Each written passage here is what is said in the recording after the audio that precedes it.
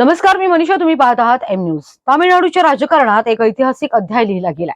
अभिनेता ते मुख्यमंत्री असा प्रवास करणारे सी जोसेफ विजय यांनी मुख्यमंत्रीपदाची शपथ घेताच पहिल्याच भाषणात दमदार संदेश दिला.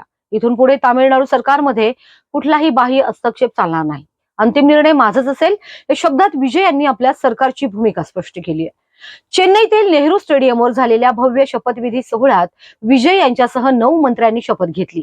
राहुल गांधींसह अनेक राष्ट्रीय नेते या सोहळ्याला उपस्थित होते.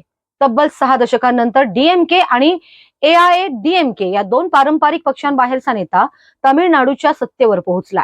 शपथ घेतल्यानंतर विजय यांनी आपल्या भाषणात भ्रष्टाचार मुक्त प्रशासन, पारदर्शक कारभार आणि जनतेच्या पैशांचा गैरवापर होऊ देणार नसल्याचा निर्धार व्यक्त केला.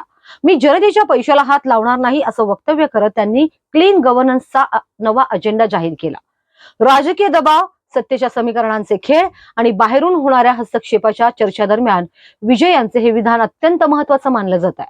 निवडणुकीत 108 जागा जिंकलेल्या टीव्हीकेला काँग्रेस, सीपीआय, सीपीआयएम, व्हीसीके आणि आययूएमएल या पक्षाचा पाठिंबा मिळाल्यानंतर अखेर विजय यांनी 120 आमदारांच्या समर्थनासह सरकार स्थापन केलं. विशेष म्हणजे मुख्यमंत्री पदाची शपथ घेण्यापूर्वीही विजय यांनी सरकारी ताफा स्वीकारण्यास नकार दिला होता.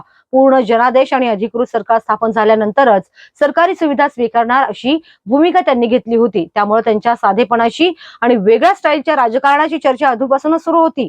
आता विजय यांच्या एका वक्तव्यानं तामिळनाडूच्या राजकारणात नवा पॉवर सेंटर तयार झाल्याची चर्चा रंगली आहे. सोशल मीडियावर थलपती आता फक्त स्क्रीनवर नाही तर सत्तेतही superhit. No remote control government, तामिळनाडूला मिळाला न्यू एज सीएम अशा प्रतिक्रिया प्रचंड व्हायरल होतात. मात्र विजय सरकार समोर आता खरी कसोटी आहे. 13 मे पर्यंत विधानसभा सभागृहात बहुमत सिद्ध करण्याचे आदेश राज्यपालांनी दिले आहेत. त्यामुळे पुढील काही दिवस तामिळनाडूच्या राजकारणासाठी अत्यंत निर्णायक ठरणार आहेत.